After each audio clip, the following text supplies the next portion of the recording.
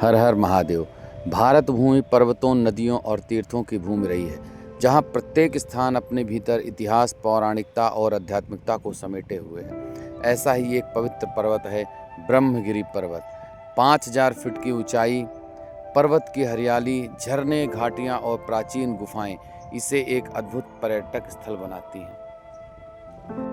हम आज बात करेंगे दक्षिण की गंगा कही जाने वाली गोदावरी के उद्गम स्थल और ब्रह्मगिरि पर्वत की संपूर्ण ट्रैकिंग के बारे में। तो चलिए चलते हैं।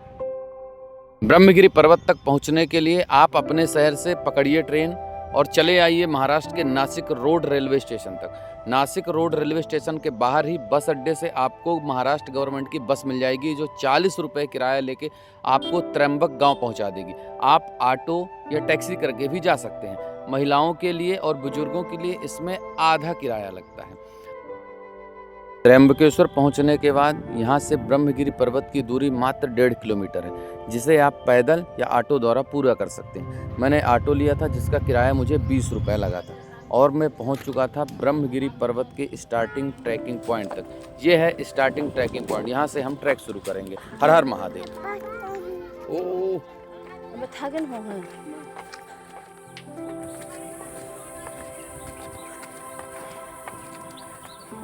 ब्रह्मगिरि पर्वत की चोटी तक पहुंचने में लगभग 800 सीढ़ियां तय करनी पड़ती है। साथ ही यहां पर लोगों ने बताया कि बंदरों के आतंक को देखते हुए आपको ये लकड़ी लेनी पड़ेगी, जिसकी कीमत थी 20 और 30 रुपये। हमने एक लकड़ी ले ली थी अपने बचाव के लिए। आगे बढ़ते हुए ब्रह्मगिरि पर्वत श्रृंखला पश्चिमी घाट का प्रमुख एक हिस्सा है, जो कि यूनेस्को द्वारा विश्व धरोहर में सम्मिलित है। इसकी ऊंचाई की बात की जाए तो यह 4250 फीट की ऊंचाई पर है, यानी 1295 मीटर का। ब्रह्मगिरि पर्वत महाराष्ट्र के नासिक राज्य में स्थित है। साथ ही यह पर्वत हमारी प्राकृतिक सुंदरता का नहीं, बल्कि हमारी धार्मिक आस्था, ऋषियों की तपस्थली और मुख्य बात यह है, दक्षिण की गंगा कही जाने वाली गोदावरी का उद्गम स्थल है। हमारे महान ऋषि गौतम और उनकी पत्नी देवी अहिल्या की तपोस्थली भी है।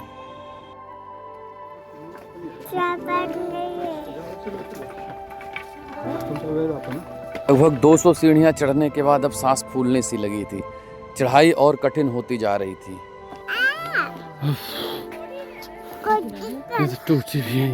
और इधर बहुत बंदर है क्या?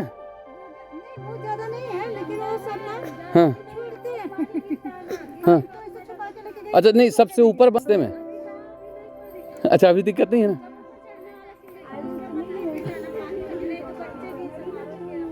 पानी निकल रहा है ना। हाँ, उधर पानी भी आ रहा है, उधर टप्पे भी छोटे हैं, उधर बंदर। अच्छा ठीक। ब्रह्मगिरि पर्वत से सारा त्र्यंबक गांव और उसकी सुंदरता निहारी जा सकती है। हैं?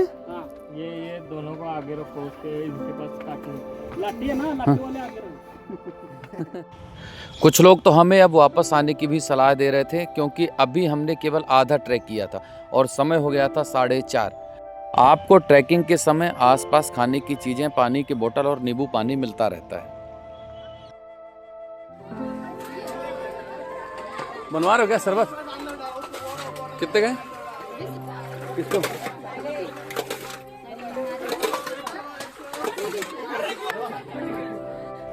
3000 फीट की ऊंचाई पर नींबू पानी पीना मात्र 20 रुपए में एक अलग ही सुखद एहसास था, साथ ही शरीर की जरूरत भी। मैं जब यहाँ आया था तो मार्च का समय था, लेकिन यहाँ पर मानसून में चारों तरफ और ज़्यादा हरियाली और ज़्यादा दृश्य सुहावने हो जाते हैं, ऐसा कहा जाता है। मैं ट्रैकिंग करते हुए लगभग एक समतल भूमि पे आने वाला हूँ, ऐसा लोगों ने मुझे बताया था। और कहते हैं वहाँ पर खड़े होकर फ़ोटो खिंचाना, वीडियो बनाना, ऊपर से सुंदर नज़ारे देखना एक अलग ही अनुभव है।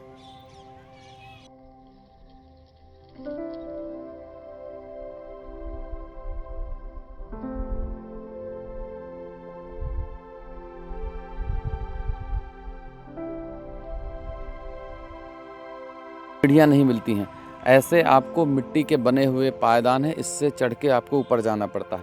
पथरीली जगह भी मिलती है। यहाँ पर बरसात में बहुत ज़्यादा फिसलन होती होगी, जब अभी लोग चलने में इतनी परेशानी हो रही। लगभग हम ब्रह्मगिरि पर्वत के टॉप पॉइंट पर पहुँचने ही वाले हैं। आप यहाँ से पूरे त्र्यंबक गांव को देख सकते हैं, निहार सकते हैं।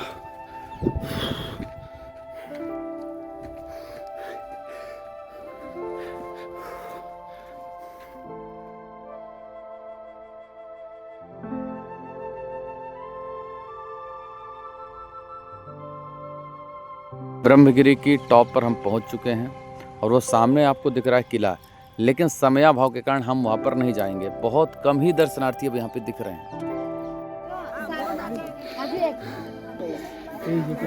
कितने रुपए का लाओ दो। आम जो है वो फोटो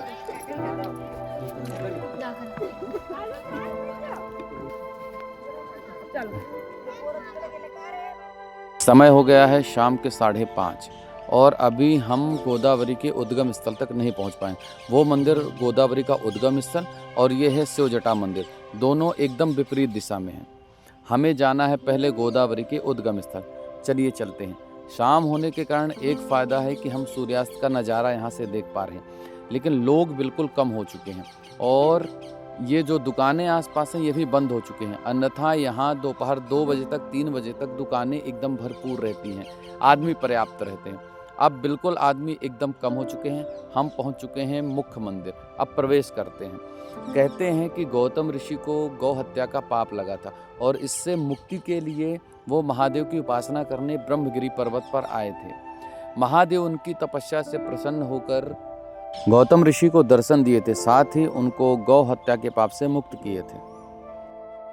यहाँ पर त्र्यंबकेश्वर जैसा ज्योतिर्लिंग हूबहू स्थापित है, जहाँ पर आप पूजा पाठ भी कर सकते हैं।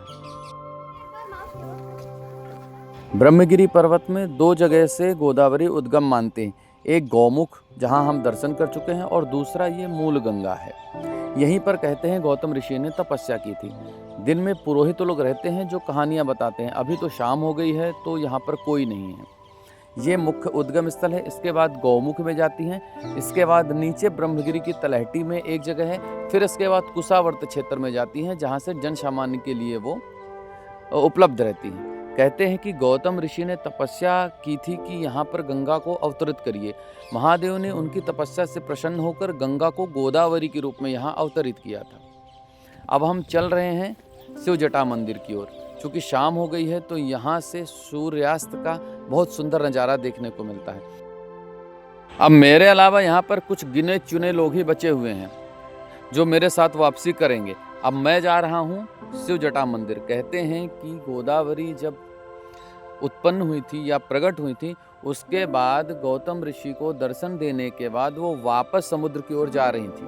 तो यहाँ पर महादेव ने अपनी जटा पटक कर उनको रोका था और बोला था कि आप जन सामान्य के लिए मैदानी क्षेत्र में जाइए। यहाँ अंदर आप जाएंगे तो आपको ये घुटने महादेव के और उनकी जटा देखने को मिलती है और एक शिवलिंग है। हालांकि शाम का समय है, यहाँ उजेला है नहीं, तो आप ऐसे ही देख पाएंगे। ये पीछे कुंड बना हुआ है। इनका दर्शन करके वापस हमें जाना पड़ेगा उस हाईएस्ट नोट पे, हाईएस्ट चोटी पे।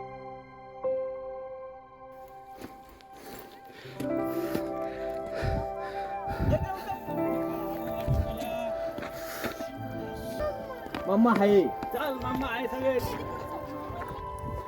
अब वापस लौटते टाइम ये जानवर और हम बस इतने ही साथी हैं, बाकी कोई। उतरते समय या चढ़ते समय एक चैलेंज है जो पहाड़ों के बीच में सीढ़ियाँ काट के बनाई हुई हैं।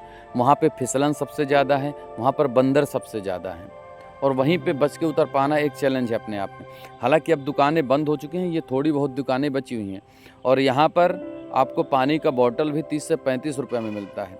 ये सबसे ख़तरनाक है। और अब रात हो चुकी है, मोबाइल की टार्च से हम लोग जला जला के जा रहे हैं वापस।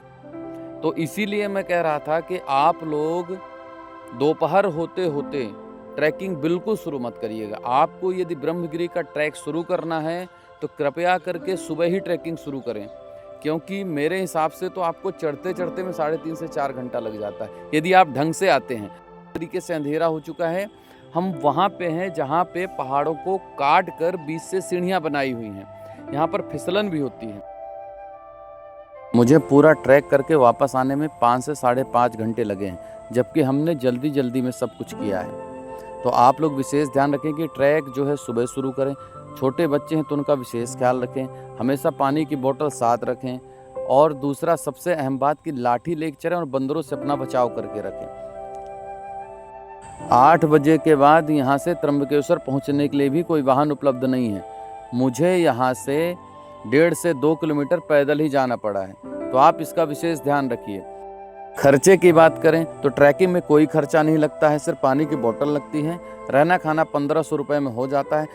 जब भी आप त्र्यंबकेश्वर आएँ तो इस यादगार धरोहर के दर्शन आपको कुछ सावधानियों के साथ अवश्य करना चाहिए। तो मिलते हैं किसी नए सफ़र में, तब तक के लिए हर हर महादेव।